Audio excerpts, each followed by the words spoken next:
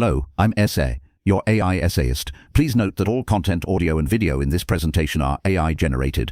As AI can sometimes produce inaccuracies, I encourage you to verify any factual information presented. With that in mind, let's begin. The 2002 Nobel Prize in Physiology or Medicine, awarded to Sidney Brenner, H. Robert Horvitz and John E. Sulston, celebrated a body of work that collectively deciphered the genetic regulation of organ development and the intrinsic program of cellular self-destruction. This research, centered on the seemingly unassuming nematode worm, Chinorhabditis elegans, provided a foundational paradigm for understanding how genes build and maintain a multicellular organism. The laureate's achievement was a triumph of conceptual vision, painstaking observation, and elegant genetic dissection. This essay undertakes a rigorous evaluation of the core claims, methodologies, and conceptual frameworks advanced by the laureates,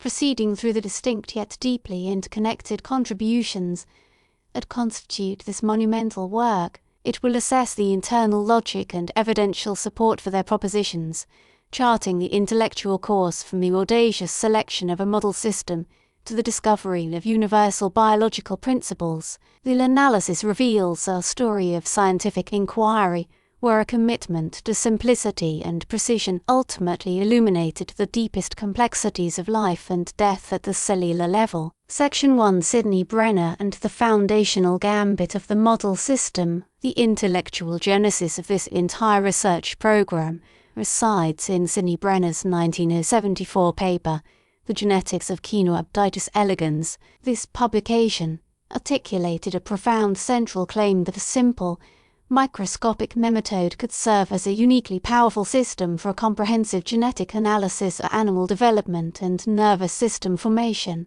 The evaluation of this claim rests upon the specific attributes of the organism Brenner chose and the methodological framework he proposed. Brenner's argument was predicated on a list of practical advantages. The worm possessed a rapid life cycle of approximately 3 days, enabling the swift generation of mutant strains. Its small size, about 1 millimeter in length, allowed for easy cultivation on agar plates with a diet of Escherichia coli. Its body is transparent, a feature of immense consequence, as it permitted the direct observation of every cell in the living animal. Furthermore, C. elegans is a self-fertilizing hermaphrodite, which simplifies genetic analysis by allowing homozygous recessive mutants to be readily isolated. The existence of males, though rare, permits genetic crosses for mapping and constructing complex genotypes. The critical assessment of Brenner's initial proposition reveals it as an act of profound strategic foresight.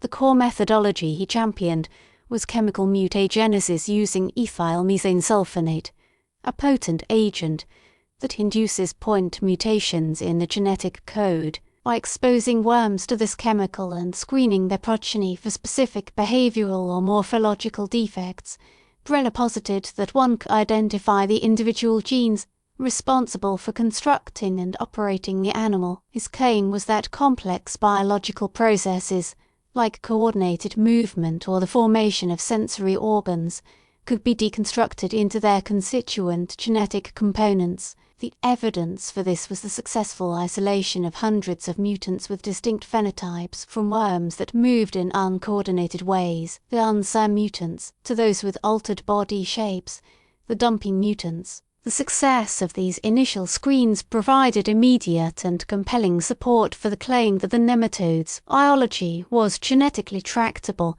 Brenner's work established a powerful intellectual framework, the idea that a complete parts list for an organism could be compiled through systematic genetic disruption. This was a direct evaluation of the very nature of genetic programs, a test of the hypothesis that a finite set of genes, when identified, could explain the emergent complexity of a multicellular animal. The reception of this approach was transformative, shifting a portion of the field's focus from more complex organisms like Drosophila to the deliberate simplicity of the nematode.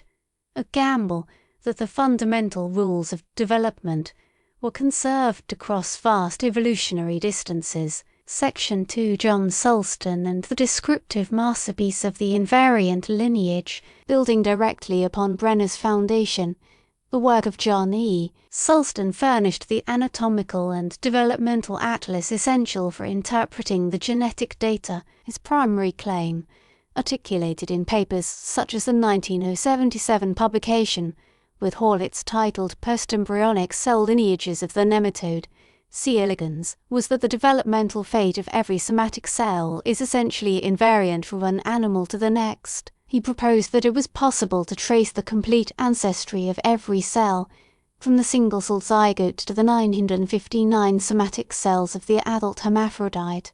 This assertion implied a level of developmental determinism rarely witnessed with such precision in the animal kingdom. The methodology to substantiate this claim was one of heroic patience and observational acuity, using the Marski differential interference contrast microscopy, which allows the visualization of transparent, unstained specimens. Sulston spent thousands of hours meticulously watching and recording the sequence of cell divisions, migrations, and differentiations in living. The evaluation of Sulston's claim rests on the staggering completeness and reproducibility of the resulting cell lineage map. This map was more than a mere description, it was a fundamental framework that defined the wild-type developmental program. It provided the baseline against which all developmental mutants could be compared. For instance, when a mutant worm exhibited a defect in a particular organ, Sulston's lineage could pinpoint the precise cell division or differentiation event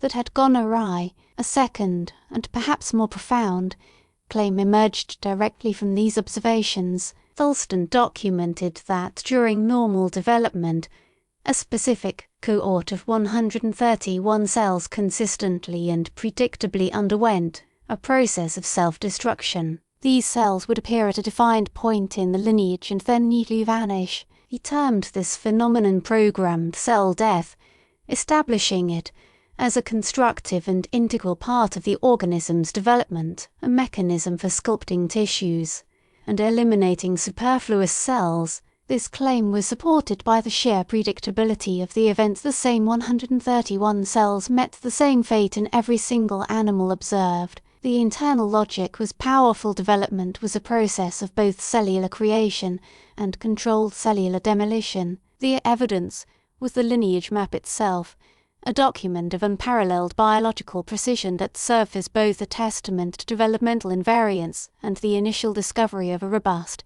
genetically encoded death program. Sulston's work provided the what and where of development, creating the indispensable anatomical context for the subsequent genetic dissection of how. Section 3H, Robert Horvitz and the genetic dissection of the death program, with the invariant lineage and the phenomenon of programmed cell death established. H. Robert Horvitz embarked on the genetic dissection to identify the molecular machinery responsible. The core claim of his research was that a specific and linear genetic pathway controls the initiation and execution of programmed cell death. This proposition transformed the concept from a descriptive observation into a testable molecular hypothesis. The methodology employed was the classic forward genetic screen, a direct extension of Brenner's original strategy, but focused with laser-like precision on the 131 cells fated to die. Horvitz's group searched for mutants in which these specific cells failed to die, leading to their persistence in the adult animal. These were designated cell death abnormal, or said, mus. The evaluation of Horvitz's claims is rooted in the identification and characterization of the key genes in this pathway. His laboratory's 1986 paper, The Genetic Control of Program, Cell Death in the Nematode, C. elegans, co-authored with Hilary Ellis, was a landmark. It presented the initial set of genes that defined the core death machinery. The first critical claim was that two genes, Z3 and Z4, were essential executioners of the death command. The evidence was clear. Mutations that inactivated either gene resulted in the survival of virtually all 130 cells that should have died. These mutants were viable and appeared superficially normal, albeit with an excess of cells, proving that programmed cell death was a distinct process with dedicated genetic components. This established SED3 and SED4 as positive regulators of apoptosis. A further claim concerned the regulation of this execution machinery. Horvitz lab identified another gene, SED9, which functioned as a crucial life-preserving factor. The evidence for this was multifaceted. Loss-of-function mutations in SED9 were lethal, causing massive, ectopic cell death throughout the organism, indicating that its normal role was to protect cells from apoptosis. Conversely, activating, gain-of-function mutations in SED9 mimicked the phenotype of SED3 or SED4 loss-of-function mutants, causing the survival of doomed cells. This genetic epistasis analysis allowed Horvitz to order the genes into a coherent pathway. SED9 acts as a negative regulator, inhibiting the pro-def activity of SED4, which in turn is required to activate the cell-killing function of SED3. This elegant genetic logic provided a clear, linear framework for the control of cellular suicide. Perhaps the most impactful claim, however,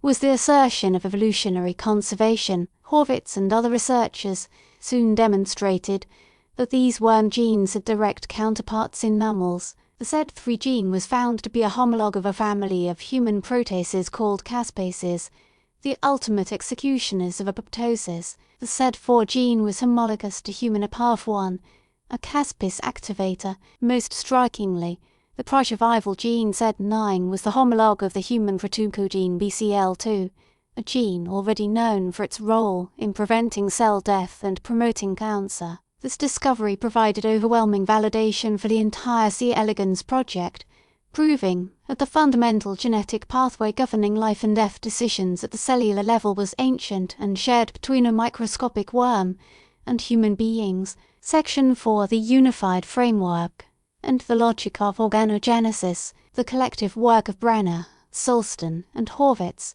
when synthesized, presents a unified and profoundly influential claim about the nature of organismal development. It posits that the construction of an animal, including its complex organs, is governed by a precise and noble genetic program that dictates the interconnected processes of cell division, differentiation, migration, and elimination. The strength of this overarching claim is supported by the seamless integration of the three distinct lines of evidence. Brenner provided the tools and the philosophical justification for the genetic approach. Sulston provided the anatomical blueprint, the wild-type developmental sequence against which genetic perturbations could be measured. Horvitz provided the definitive mechanistic link, using the tools and the blueprint to uncover a specific molecular pathway controlling a key developmental process. An evaluation of this synthesized framework reveals its power in demystifying organ development. The logic is as follows: an organ is composed of specific cell types arranged in a precise architecture.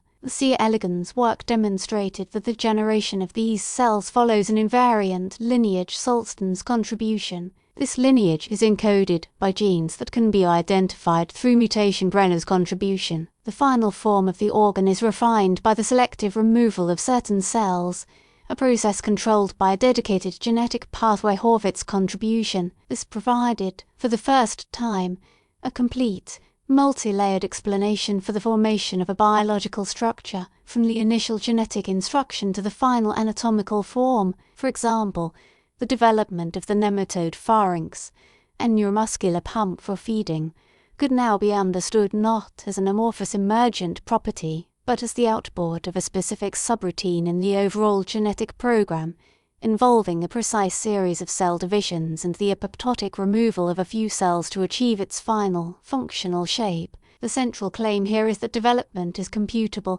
its logic accessible through the combined application of observation and genetic perturbation. The critique and reception of this paradigm were overwhelmingly positive, as it provided a clear and successful methodology that could be, and was, applied to countless other developmental questions in a wide array of organisms. The work replaced vague notions of developmental fields or morphogenetic gradients with the concrete reality of genes, with specific, testable functions, whose interactions produce a predictable and robust biological outcome. Conclusion. In summation, The body of work recognized by the 2002 Nobel Prize represents a masterclass in biological inquiry, where the internal claims of each stage were rigorously supported and logically flowed into the next. Brenner's initial claim for the utility of Caenorhabditis elegans was validated by the subsequent discoveries it enabled.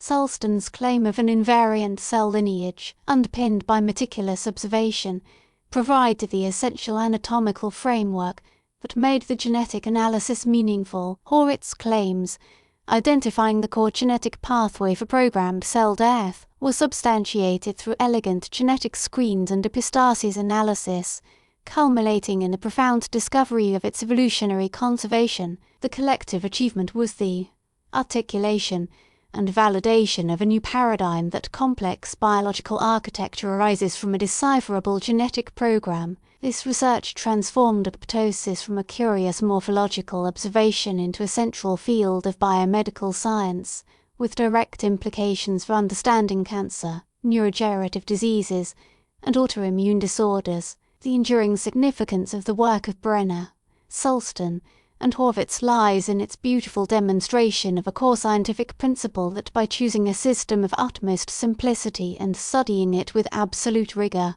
one can uncover truths of universal relevance, illuminating the fundamental logic that governs the construction, maintenance, and deliberate dismantling of all animal life. We really appreciate you tuning in to this AI-powered presentation. Our goal is to push the boundaries of AI in content creation, and your input is invaluable. If there's a particular subject you'd like to see us tackle next, or if you have suggestions on how we could fine-tune our AI's creative prompts, please don't hesitate to leave your ideas in the comments section. We're excited to bring you more unique content very soon.